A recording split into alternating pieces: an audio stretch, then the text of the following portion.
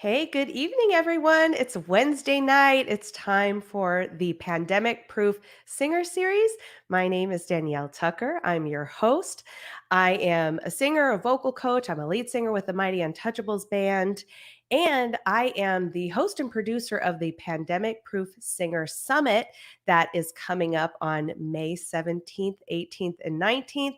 It is a free 3-day virtual event. It's for singers who are ready to break out of the starving artist mentality, uh, who want to learn what it takes to earn a great living and build a lifelong career and stay relevant as a musician. You can go to the Singer Summit and register for that for free. And I am going to roll a little video for you so you can check out some more on it. Singer. And let's face it, with countless canceled gigs, concerts, and weddings, the pandemic has thrown you for a loop. If you were making a living or dreaming of making a living through live performance, you've been faced with a lot of tough decisions about the future of your career. Maybe you've been waiting out the pandemic and praying things would just go back to normal. Or maybe you've already started pivoting your focus to online opportunities, but with less than desirable results. Whatever your situation, here's the truth. The effects of the pandemic aren't going away anytime soon, and the normal way of doing things isn't a viable option anymore. If you want to stay relevant as a musician in 2021 and beyond, you're going to have to start doing things a little differently. That's why we created the Pandemic Proof Singer Summit, a free 3-day virtual event featuring the industry's top professionals sharing their expertise on how you can thrive as a singer in today's changing world. My name's Danielle Tucker, and as a professional singer and vocal coach, I've faced a lot of the same challenges you have this year. This is why I've made it my mission to support my fellow singers to rise up, move forward, and continue doing what they love. During the summit, you'll learn how to earn money through multiple streams of income, grow your fan base through social media, streaming platforms, digital merchandising, and virtual concerts. Continue to thrive and develop your craft as an artist, and take care of your emotional and physical well-being in the midst of so much uncertainty. Whether you're a musical theater singer, an independent artist, or the lead singer in your band, this virtual event is for you. Click the link to claim your free ticket, and I'll see you May 17th through 19th at the summit. Well, there you have it. Singers, if that resonates with you, please go and sign up today at thesingersummit.com. We are open for registration and it is free. So why not? There's going to be 30 amazing speakers, and you're going to really get a lot out of it. So, enough with that. Let me introduce my guest that I have here tonight. She's incredible, and I'm really excited to have her here. This is Melissa Barrison. She is a classically trained violinist.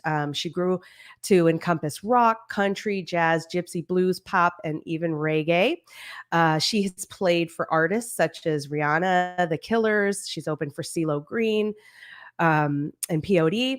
She's made television appearances on Ellen DeGeneres, Marie Osmond Show, and she has performed in the NFL LA Rams halftime show, the NHL Pre-Game Show, and NBA All-Star Game halftime show. She's based here in Southern California, and she is a great member of the San Diego music community. And I am so happy to have her. Let's bring her on right now. Hello, Melissa. Hi. Thank you so much for having me. Thank you. Thanks for doing this. We've been trying to connect to do this for a long time. Oh, I know. Tell me about it. You're a busy gal. You're a very busy gal. But that's wonderful. We were just chit-chatting a little bit before we started that I think we're all kind of feeling this. Things are really starting to ramp up. And it seems like in the last week or two, there's been this like firestorm of... Absolutely. Absolutely. It's just been crazy, but it's good. I mean, we can't complain. No, definitely not. Definitely not. Well, so let's back up and talk about pre-COVID, before all of this hit. What was going on for you professionally? What were you doing, and what kind of came to a screeching halt for you?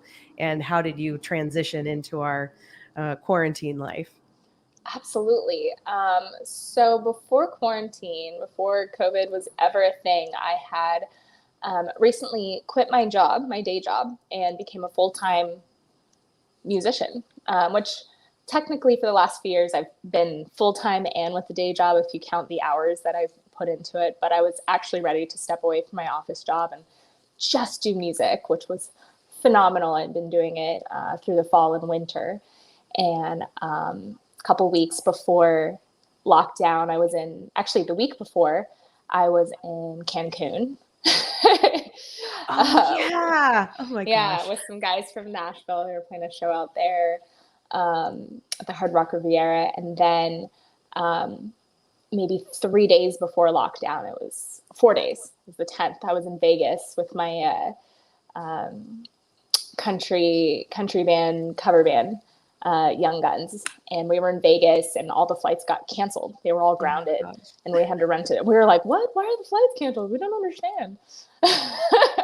And I ended up driving a van of all of us back to San Diego that day. So, yeah, life was good. I was about to have the best fiscal year of my career, doubling my income for the last 3 years. And instead, I went completely the opposite direction. I don't think my tax return has been this low since before college. So yeah, a lot of changes. But I actually had the Union Tribune do a little story on me, asking, what was it like going into quarantine? And I told them, I was like, well, honestly, it felt like my first retirement. Yeah. I'd wake up every morning. Wait, I don't have to put makeup on. I don't have to wear heels. I don't have to carry gear. I don't have to respond to your text today. So yeah, the first couple of months was just nice to just stop and take a breather and like smell the roses and do things for me and clean out my junk drawer and just be a normal person. Yeah. So really relate to that. Yeah. How long was it until you started feeling less vacation-y about this and more like, okay, we need to get things moving here? Yeah, it was probably about 3 months in when I started, to run out of, I had a bunch of checks, from other bands and gigs and stuff that I hoarded. I don't know why. It was just coincidence that I had hoarded like a ton of checks and it was perfect timing. So once I started to run out about the 3-month mark, I was like, ooh, what's my income going to be? I still have bills to pay and I don't have income. So that was kind of the first wake up call of like, all right, we need to get some money coming in. And then I was really lucky to pick up some work as a bookkeeper online, remote work from home kind of thing. And then a friend of mine was in Nashville with his family and they had a startup video production company. And they hired me as social media marketing manager. So I was able to just do like music videos and be in charge of, Instagram, Facebook videos, those kind of thing. And then I came back to San Diego end of the summer and things really still hadn't opened up yet. I didn't have any gigs on the calendar. And I'm like, oh, all right, vacation's over. My jobs are done. There's no jobs on the horizon. I've spent more than half my life dedicated to a career that is now basically illegal. Like if you can imagine someone going to school for, 10 years to be a doctor and now they can't be a doctor and make money doing that. What do they do? It's like, well, do I do complete career shift? What do I do? So it's been really hard. Yeah. I'm not going to lie, like mentally and emotionally having to come to terms with how, I don't want to say disposable my job is, but just it is so quick to be the first thing to go. But on the silver lining of that, it's been one of the first things to come back in abundance. And people are just so much more appreciative of it now and hungry for it. And Yeah. that's been beautiful. Yeah. I like that you point that out too, because we are an industry that is among one of the hardest hits, events.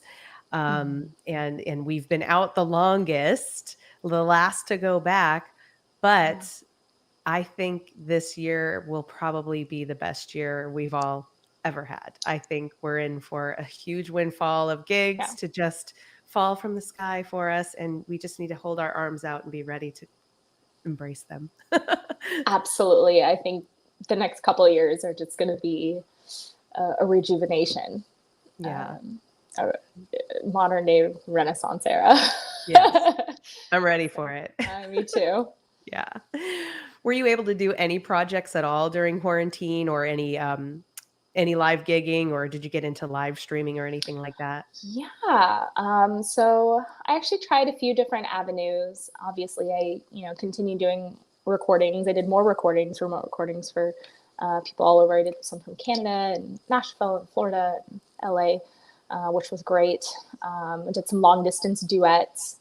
I started doing cul-de-sac concerts where I had like a little battery powered amp, and I'd go set up for the cul-de-sac and everyone would sit in their driveway and I would just play for an hour or so.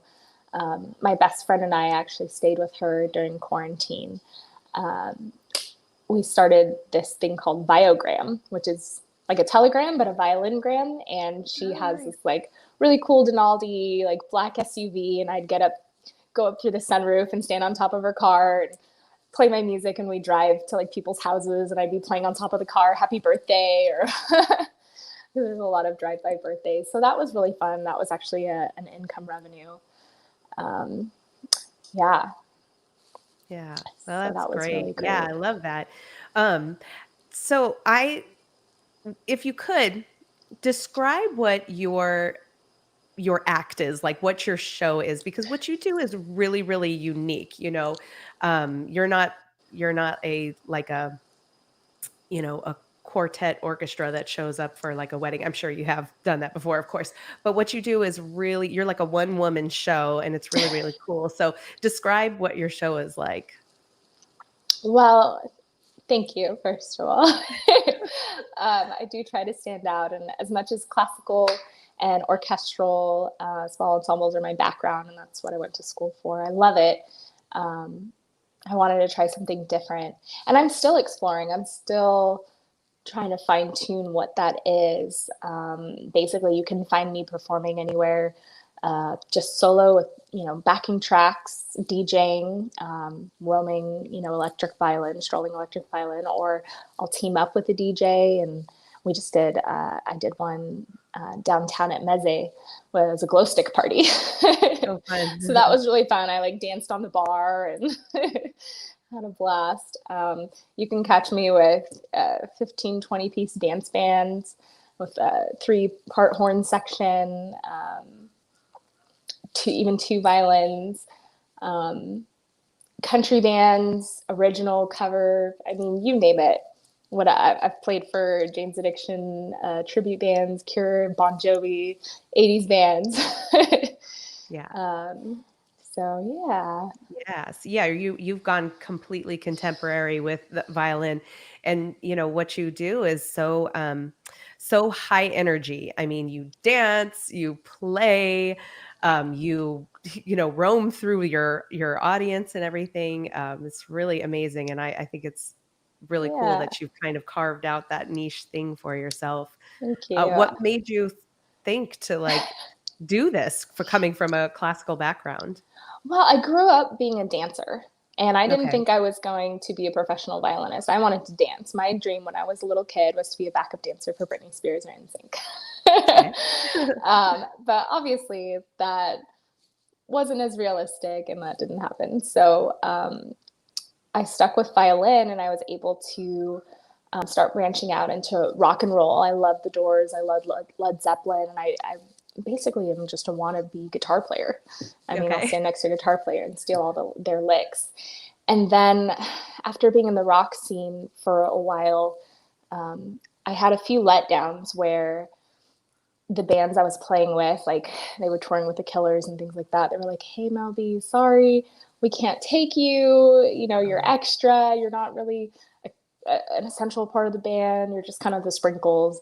And I was like, man, that sucks. If I had $1 for every time I heard that. Oh, wow. So then I got into country, and I realized, oh, you need me to be country. And, you know, I just naturally, when I play, I feel the music, I'll just start moving. And, you know, sometimes I have to like remember to tone it down based on who I'm playing with. But then people started comparing me to Lindsey Stirling, and I was like, oh, Yeah. all right, I'll take that. You know, she's been very essential in breaking the mold. So let's do country Lindsey Stirling. Let's do Lindsey Stirling line dance and, you know, all that stuff. So that's kind of the niche I've carved out for myself, and I don't think anyone else was doing it yet, knock on wood. No, it's very cool. And you're, as a result, you are a regularly featured player at Moonshine Flats, right? Yeah, Moonshine Flats and Moonshine Beach. Those places are home. Yeah. I watch, you know, I see your social media posts and everything, and it looks like so much fun. You're even out there like literally line dancing while you're playing. I mean, Yeah, that's it's a blast. And it's hard. I realized why you haven't seen it yet, and it's really, really hard. yeah. You're like, why did I decide to do this? Yeah. I'm like, oh gosh, what did I get myself into? All right, well, we're going for it. So Yeah. Oh, wow.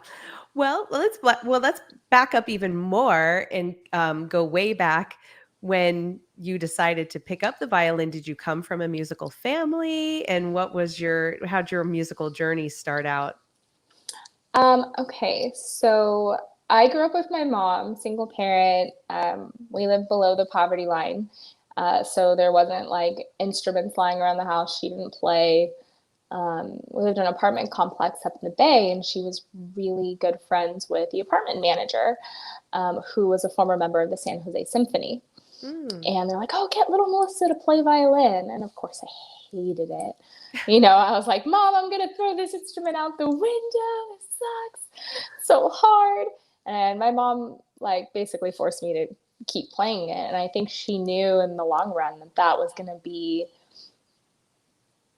a very critical aid to getting me to the next step of the socioeconomic, you know, stepping stone. Yeah. Which she was absolutely right. Absolutely right. I mean, I had great grades and all that, but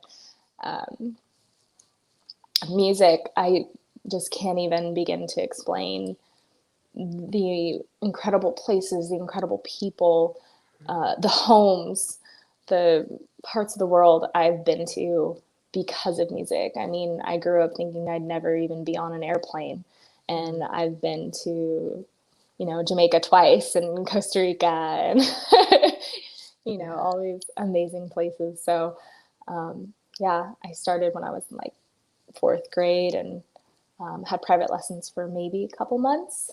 And then my next private lesson wasn't until college. Just learned from sitting next to other people that took lessons. Yeah. And is that what you went to school for? Yeah, I graduated from Point Loma Nazarene University for Okay. music. Yeah. Awesome. And so did you jump right into the music scene once you got out of college, or did you have a day job and do Yeah, all that? I always wanted to have a day job. Mhm. I was slowly integrating my way into the music scene. I started my sophomore year just playing for free, playing anywhere. I mean, I remember sitting outside of Casbah when I was 20, and they wouldn't let me in. They would let me in for sound check, and then I sat outside for 4 hours until 11 o'clock when we went on Oh my God. cold. But yeah, I always had a day job because I didn't want music to become a job. I wanted to be able to have the financial freedom to pick and choose what gigs I took. I didn't want to say, I have to have this many students. I have to take these many jobs. I have to charge this much. I just wanted it to be fun and enjoyable. And also the money that I made playing music, I would put into a separate fund to go back into creating, like buying instruments or hiring my friends who are videographers, just going back into the arts world. Yeah. That's smart. So yeah. Yeah. Very cool. Um, and then fast forward to, just a few years ago, you then decided, well, I'm a singer now too. And you started doing some lead singing work. And I remember when this all happened, what was the band that you started? It was the Highwayman show. Highwayman. That's right. Yes. And I remember you posting something about like, I've never been a lead singer, but I really want to do this. Really want to give it a try. And then I watched the video of you singing. I'm like, really? Come on. You just happened to pick this up. I mean, you were great.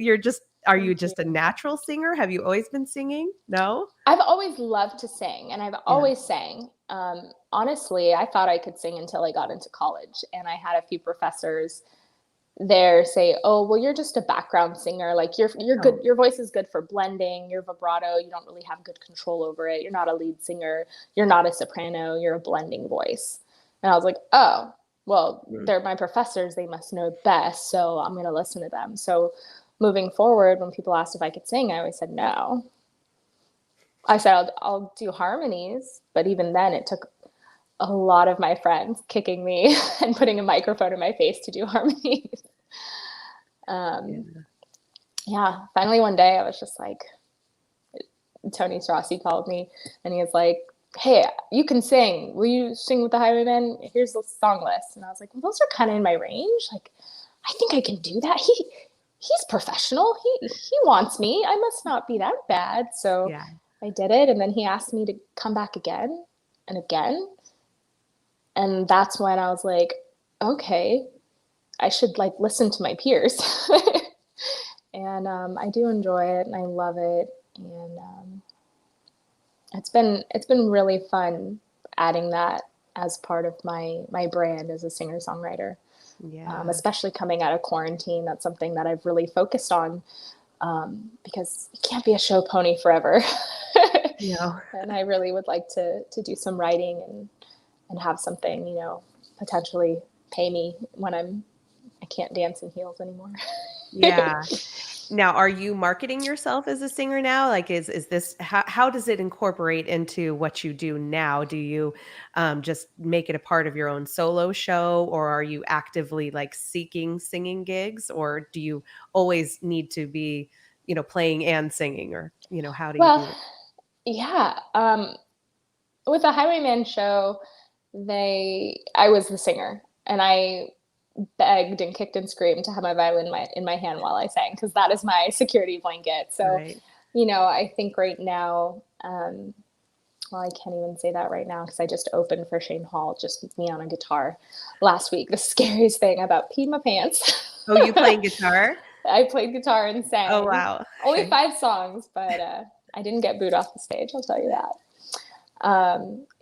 So like I said, I'm still trying to fine tune what my solo show is. I'm, went from country Lindsey Stirling to, now I'm trying to do Charlie Daniels meets Lindsey Stirling and go down that route mixed with, my own flair. So, I know with the Moonshine gigs, I continually express like, hey, I can sing that. Hey, I can sing that. And just letting them know and being confident. Yeah. Oh, that's very cool. So that's really courageous, especially having had a little bit of, I don't know if we want to call it trauma from our, our professors and everything. It does. It really happens. Does. I can't tell you with as many people as I've coached with, and just, knowing singers, nearly everyone has a story about that, where somewhere in childhood or even, growing up through our schooling, somebody said even one comment. And it's amazing how we process that and how it just digs its way into our soul and kind of crushes these ideas that we have about ourselves, and we carry it forever. And it's really Word, amazing that you kind of faced it and flip the script on that. wow, words are very powerful, and I believe that. I live that. I'm recovering from that. Mm-hmm. I had my share of bullies growing up for sure. Um, I just, the only thing that makes me sad is that it took me this long Mm-hmm. to face that and get over that and see, hey, you know what, you can actually do it. So, Yeah. not better late than never. Yeah, absolutely. I think you're going to have plenty of time to make it up because I think you're on fire. I mean, Thank it just you. seems like your career is just booming. And with this upcoming year or the next couple of years, I bet you're going to have plenty of opportunities to sing. Thank you. Thank you. Yeah. Yeah. So it sounds like you're kind of somewhat living between San Diego and Nashville because you're traveling a lot back and forth. What are you doing over in Nashville? So actually, I feel like about half of my friends that I've made in the country scene here in San Diego have all moved and Oh, migrated. So part of it is just visiting friends, and the other part, I've got a couple full-time job offers as a fiddle player over there. I want to take it up. That city just calls me. I love it. yeah. It's very fulfilling. It's challenging. I'm not challenged in San Diego like I am challenged out there music wise. Hmm. Um, and even even singing, that was one of the things going out there. I think that was when I decided, Tony, when he called me to sing with him, I was in Nashville and I had been playing on Broadway and at cafes and things like that. And I was like, you know what? Nashville gave me the confidence. So Mm. that city is very, to me, it's very special. It's very magical. Something amazing happens every single time I go there. I meet someone incredible. I have an incredible story and I grow exponentially with every trip. So Oh, it's my home away from home. I love Nashville with all my heart. yeah. Do you think you're headed for a move there potentially? I will tell you, I've attempted to move there 3 times in the last 3 years. I've put Okay. $2,500 down on apartments and roommates. I still to this day have a Penske truck rental that I reserved over a year ago, and I push it out. They call me every 2 months, like, "Hey, you're moving truck rentals dates. Do you still want to do it? You know, we can hold the price for you because moving prices have skyrocketed since Hmm. quarantine." So I still have that Penske truck. I just keep bumping it out. But I do have a trip coming up there at the end of next month to visit some friends and do some work. Hopefully, do some writing and maybe do a music video while I'm out there too. Hmm. But Oh, well, it's timing's nice to know everything. that you have the option, that you do Yes. have the option to go if you want. But yeah, Yeah. Nashville is an amazing, magical place. So that's very But so is exciting. San Diego. San Diego's Yeah, home. that's I'm a true. Cali girl, like totally. Oh my gosh. Yeah. And there's something to be said about representing the country scene out here in the wild, wild west. Hmm. Country's not just in the South. California has it too. And part of me wants to like dig my heels in and not move so that I can be like, I'm California country. It's a Yeah. thing. Yeah, So, SoCal country, it really is its own thing. Me coming from a country background as well, I don't know if you see this going between Nashville and here, but I've always found SoCal country to be very, it's way more contemporary. They really embrace more of the contemporary styles of country. yeah. It's not as much of the, you know, Garth Brooks era, a little bit of that. Definitely, not so much the classic scene. I'm more of a, classic early 90s era country. I just love it so much. And there's Uh, definitely contemporary country I like too. But what vein of country is your jam? so I'm going to be honest.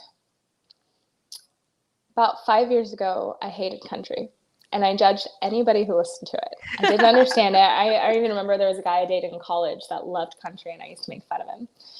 And when I started playing fiddle, like Americana, that was my bridge, I slowly began to understand what country music was. and the heart and soul of it. Sorry, I have my bird in the background. And when I decided, okay, this is the genre I'm going to go into, I knew that I couldn't just be a poser. I can't just go in here like, oh yeah, I play fiddle, I'm going to fake it. Here's my flashy cowgirl. But I was like, no, that's not cool. Yeah. Learn the history, learn about Waylon, learn about Garth, learn about, Loretta Lynn, all those big hitters. And so, and I had to turn on the pop country station, which I thought at the time was god awful. But I love it now. And line dancing has been a huge, huge help to broaden my listening range and spectrum, and having appreciation for pop country and, old country and swing and, all these different facets of what makes country music today and where it came from and the history of it. It's such a rich culture. Country it's culture. It's, it has its own American history. It has its own community, which I love. And what I love most about it, especially in California in modern day, is that there's no race, there's no age. Like when I go dancing, there's people of all ages, all colors, all backgrounds, and it's beautiful. And that's what speaks to me the most. Yeah. So as far as what I like it all. Yeah. Oh yeah. I love that the country scene has changed that way too. And it's funny.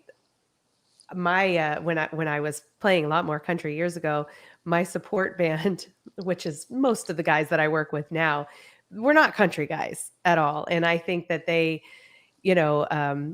took the gig because it was a good gig, but wasn't necessarily the style of music that they loved. But I know it really grew on them. And because I would hear the conversations about like, wow, I really like this song, and I don't think enough people give it a chance. No. And I used to think the writing, that was one of the biggest things, because I grew up loving creative writing and my mom was a poet. So I used to think country music writing was just cheesy and terrible. But when you really read it and think about it and look at the imagery that, the songs paint, it's very clever. A lot of thought goes into it. And, I've just gotten a new appreciation for it. Absolutely. Yeah. So. Yeah. I'm kind of out of the loop on, really like the newer stuff that's happening. Who do you like right now? Brandi Carlile is probably my God, I love absolute her. jam. She's amazing. Yeah, I love me some Brandi Carlile right now. Cam is another great artist. She's from, I think originally from Orange County, moved out to Nashville, and I think she's back. She's great. Is she was she Burning House? Yeah. Okay, yeah. Yeah. Definitely she's got some new songs out since then. Definitely go check her out. Okay. Chris Stapleton's probably a great example of a newer one, although he's been writing for, a lot of these country artists for years, and even has a bluegrass, Steel Drivers band. Phenomenal. Yeah, those are probably my top 3 heavy hitters. Yeah. All ones I like too. Oh, that's awesome. But I want to make sure that I give a shout out to everyone in our comments. Chuck Phillips is out there and he says, "Good evening, ladies." Hello, Chuck. Oh, it's awesome to have you joining us. And there's someone else in the comments here. Their name is not showing up. So I'm sorry, I don't know your name. You can pop it back into the chat if you want to, but they say a high school friend, Mark Thompson, lives in Nashville, toured for years with the Judds and has a studio, sweetbriarrecording.com. Very cool. Very cool. Yeah. I wanted to ask you about, so I'm doing this summit, right? And really the objective behind it is to help address financial literacy within our community and really help singers identify multiple streams of income and really flip that or reframe the idea of being a starving artist, because as you know, you can make a very good living being a musician and a singer. And I don't think all the opportunities that make that possible are widely known to a lot of younger musicians and younger singers. So, for you in your career, what what are the different channels of income that you have, like amongst like live performing or having, a solo act or doing, session work, or what are all the various things that you have branched out into to kind of make a collective good income? And I know you have a lot. Well, yeah, that is a great question. Um, I mean, everything from obviously recordings. Recording from home makes it super easy. Um, the wedding industry, Mhm. going that route. Corporate, I've got a few booking agents that do specifically just, corporate events, and bigger things like that. Um, Smaller shows throughout San Diego, working with friends, doing the restaurant, coffee shops, teaching, giving lessons. Trying to think what else.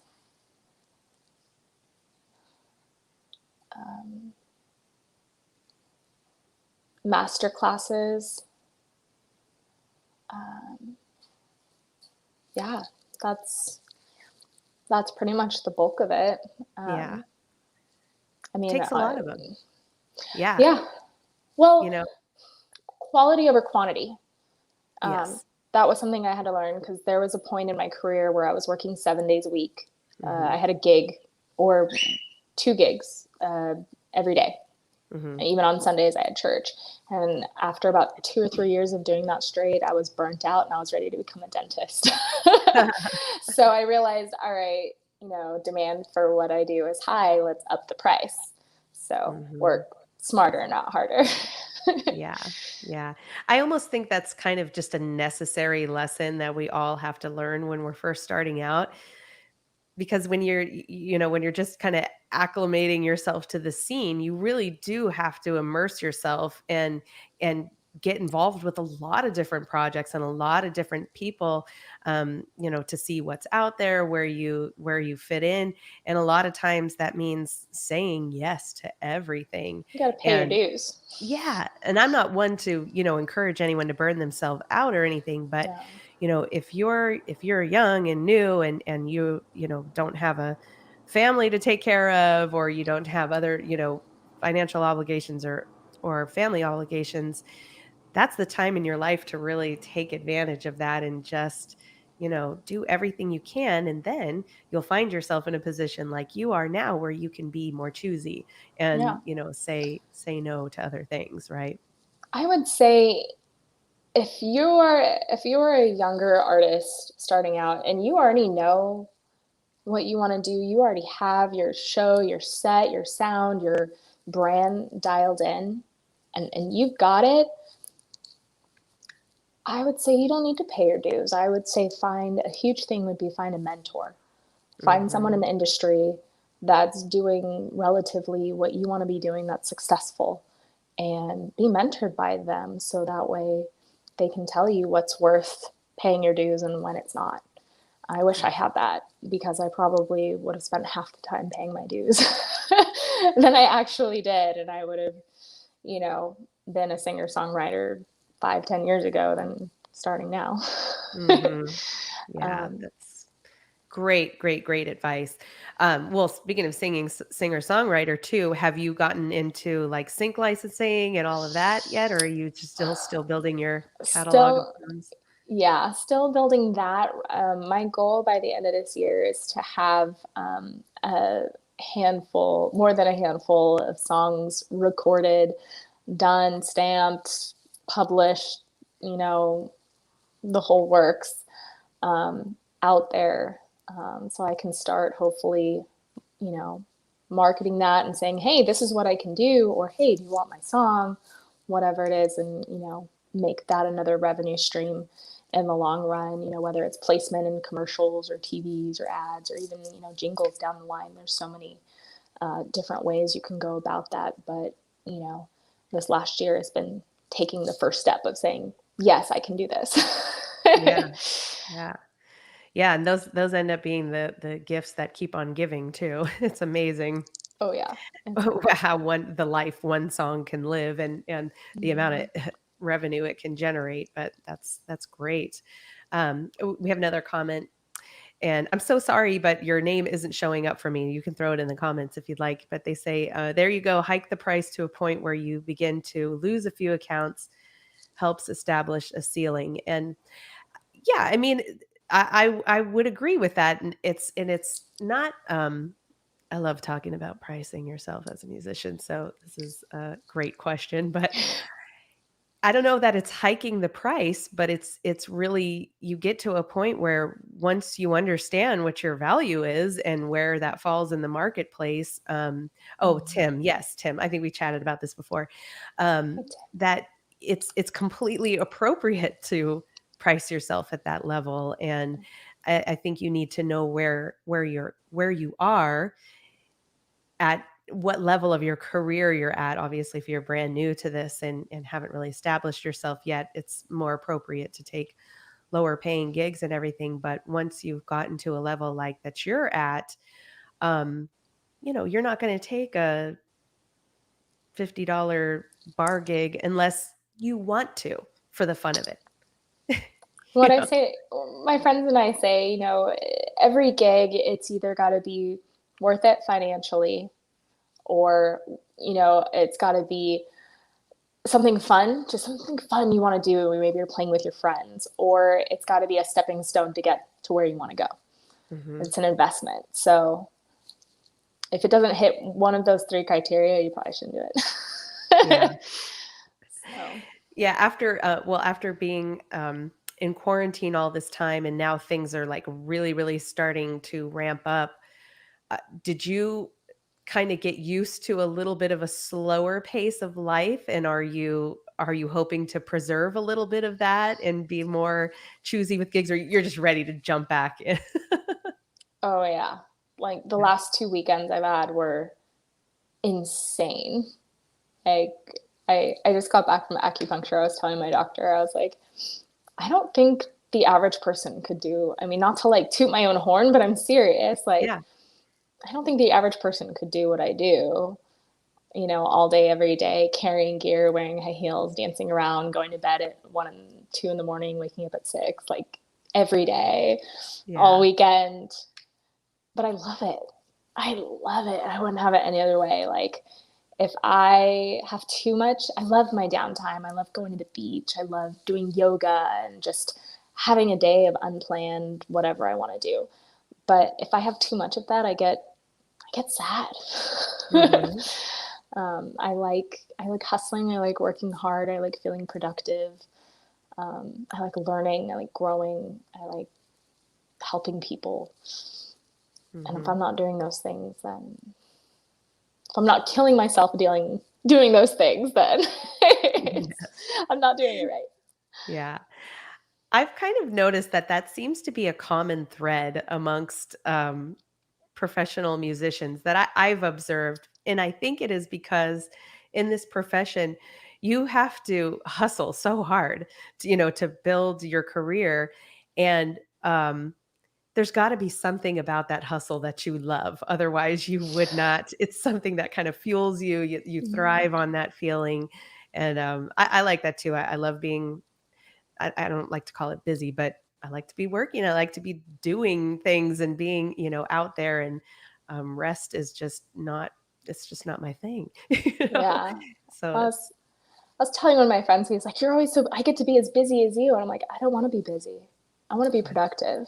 yeah. Anybody can be busy, but I want to Mhm. be, you know, my time needs to be spent doing quality things and not just busy work, because busy doesn't get you anywhere."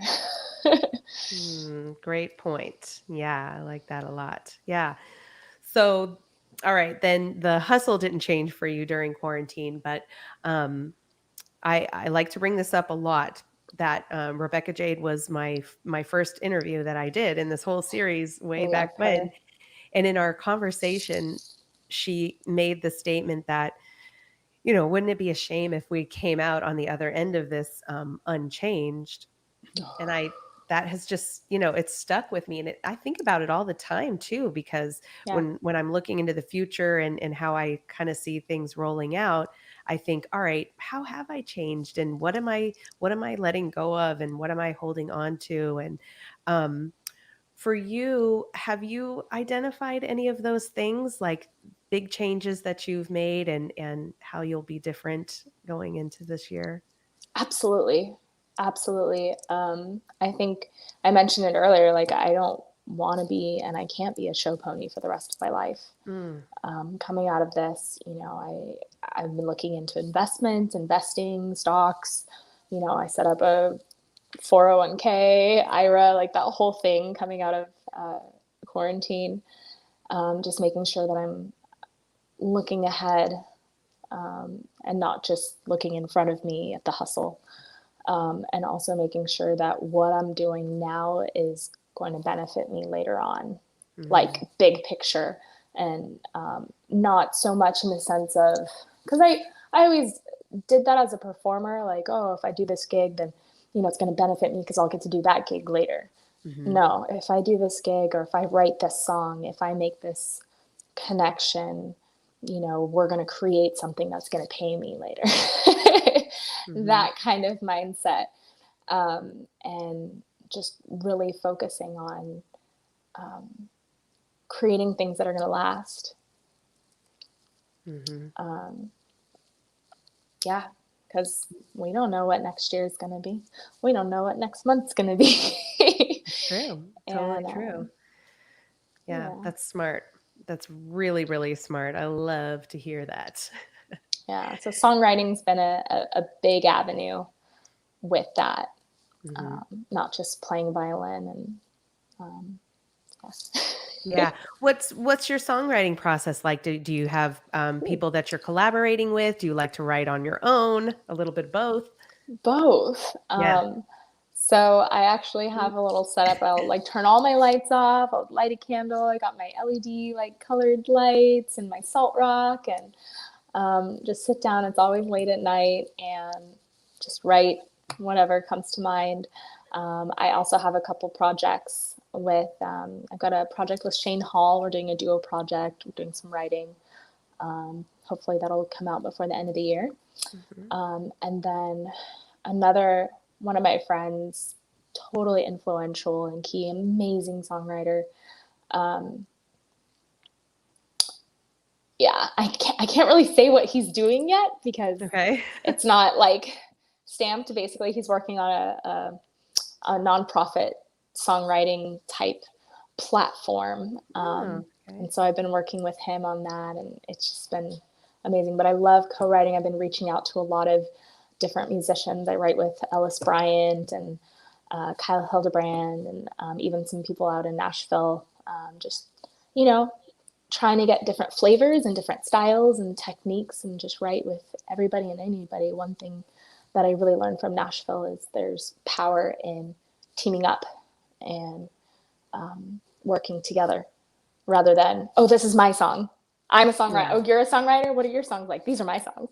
No, let's combine superpowers. Mhm. So Yeah. What have you discovered your superpower as a songwriter is? Do you have kind of a niche thing that you really bring to the table in a collaboration? in a collaboration, I will tell you everything that's cheesy and everything that's too overthought, like too poetic, too over, yeah. Um, but at least what I'm discovering is when I put ideas out, it helps the other person think of whatever we're writing about in a different way. Okay. And I can ask them those questions and, either compact it or make it broad. Um, and that's been really fun for me because it relates to kind of how I teach. I love teaching, and I love figuring out how people learn and how people think, and tapping into, okay, they're a visual person, or, oh, they like analogies or whatever it is. So that's been really, really fun learning that about my creative process as a writer. Yeah, that's super valuable to be able to be the person in the room that has the ability to draw out those things in people. We need that. We need the someone who plants those seeds in our mind, or triggers us in some way. Yeah. And some people really do just have that ability to ask the right questions, catch the right vibes, and and kind of capitalize on them. I mean, I think that's obviously a strong producer qualities. And that's, that'll definitely really, really serve you well. And Thank just, you. you can walk into a room knowing that that's what I do. I'm going to be the person here that, stokes the fire all night. Yeah. Yeah. It's been fun. I like learning about myself, and this is a whole different avenue. So Mhm. lots of learning to be had. Yeah. Melissa, that's exciting. I'm so glad we had the chance to talk tonight. I love watching your social media and seeing everything that you're doing. Like I said, you're fire. You're seriously making some amazing moves, and I'm very, very happy for you. I hope we get to have you play with the Mighty Untouchables again sometime Yes, soon. let's do Um, it. yeah. But is there anything you'd like to have everybody go take a look at, or where are you active on social media that you'd be posting everything? Yeah, definitely. My Instagram is probably, that's my baby. Everything goes through Instagram. Mhm. Um, if you have YouTube, you can subscribe. There'll be some videos coming up there the next couple weeks. So please subscribe to my YouTube channel. If you just search my first and last name, you'll find it. Mhm. And I've got a TikTok, trying to keep up with the young kids on that. Yay! I love So it. feel free, if you're on TikTok, Facebook, all that fun stuff, or my website, melissabarrison.com. Yeah, great. Thank you so much for having me, Danielle. Yeah, It's an yeah. honor. Oh, I'm so glad you were willing to come on. This was great. Very nice talking with you. And I really do hope we get to work with each other again soon. Absolutely. It's going to be a huge year, so I'm sure our paths will cross somewhere. Yes. And thank you to everybody who watched tonight, who's watching the replay. Thank you for jumping into the comments and chatting with us. I will be back here at the same time next week with another amazing guest. And just as a reminder, all you singers out there, jump over to the Singer Summit and sign up for my free 3-day virtual event. There's going to be 30 incredible speakers there, and you are going to learn a lot. And I will say goodnight, and I'm going to play us out with my commercial. But you enjoy the rest of your night, Melissa, and I hope Thank to you. talk to you soon. You as well, Danielle. Okay, take care. Good night. Bye. Singer. And let's face it, with countless canceled gigs, concerts, and weddings, the pandemic has thrown you for a loop. If you were making a living or dreaming of making a living through live performance, you've been faced with a lot of tough decisions about the future of your career. Maybe you've been waiting out the pandemic and praying things would just go back to normal. Or maybe you've already started pivoting your focus to online opportunities, but with less than desirable results. Whatever your situation, here's the truth. The effects of the pandemic aren't going away anytime soon, and the normal way of doing things isn't a viable option anymore. If you want to stay relevant as a musician in 2021 and beyond, you're going to have to start doing things a little differently. That's why we created the Pandemic Proof Singer Summit, a free 3-day virtual event featuring the industry's top professionals sharing their expertise on how you can thrive as a singer in today's changing world. My name's Danielle Tucker, and as a professional singer and vocal coach, I've faced a lot of the same challenges you have this year. This is why I've made it my mission to support my fellow singers to rise up, move forward, and continue doing what they love.